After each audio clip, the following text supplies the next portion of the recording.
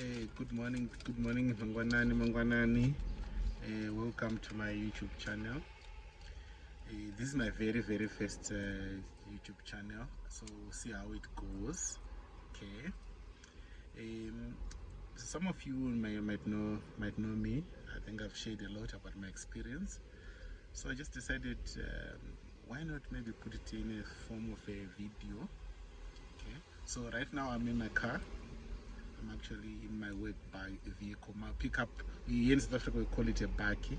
So this is my pickup that I use for work. So I've been doing rounds, getting quotes, looking at my guys for the trucks, etc. So I've got a few minutes, to spare. Okay. So recently I shared my frustration about, doing businesses in Zimbabwe. From a perspective of someone who is actually out of the country. I'm based in South Africa, as some of you might know. My point is not to discourage other people. No, I encourage anyone who has got an idea to implement it, because the thing that you don't want to do in life is to live with a regret. Many people, they live with regret. Oh, I saw this girl, I liked her, but I was so shy. Now time has moved on. There was this opportunity for a company, for employment. I didn't even apply. Who knows? You have to try.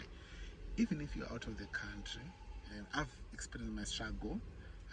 I've done a lot of things. Some of you might know I was running shops from 2001 up to 2007 when I left Zimbabwe. The circumstances of me leaving Zimbabwe were not very pleasant. It was after that dreadful price control regime, that was introduced by the government of Robert Mugabe around June 2007. That really sort of, I lost a lot of money during that. I actually lost hope. I thought I would never come back to Zimbabwe, but here I am. I went to South Africa. I discovered that it's not easy, being a foreigner, so eventually, gradually, I started doing things, for example, starting to build a house in Zim. Then after that, I started, because when I left in 2007 in August, I still had people working for me. So when I saw, things were not going the way I imagined, I started, investing back. I got my first credit card in December 2007, about 3 months after I started working. I went to the Indian wholesaler. I used the whole amount to buy stock.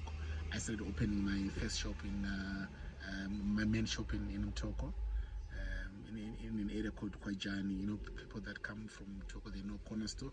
So from Corner Store, you take the road that is going to Nyanga. You're going to get to Kwajani. Okay, so I started opening my shop there. The other shops, I had not really abandoned them. So I still had workers there, but even though they were now doing their own thing, so I was just starting to rebuild.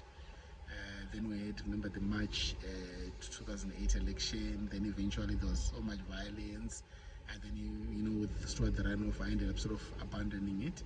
But in 2009 I started building in Rua, and then after that I had some experience about building in Zimbabwe. I'll share my experience.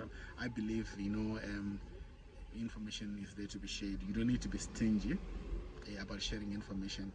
I like this saying that says we all learn from our mistakes. However, we don't live long enough to make all the mistakes. So we should learn from other people's mistakes. So when I share my experience, I'm not discouraging you. You can see where you can improve, etc. So I just wanted to introduce myself to this is my channel.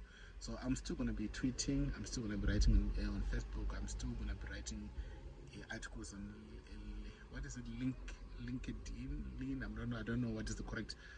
I think LinkedIn. I think that's the correct name. I'll still share from time to time.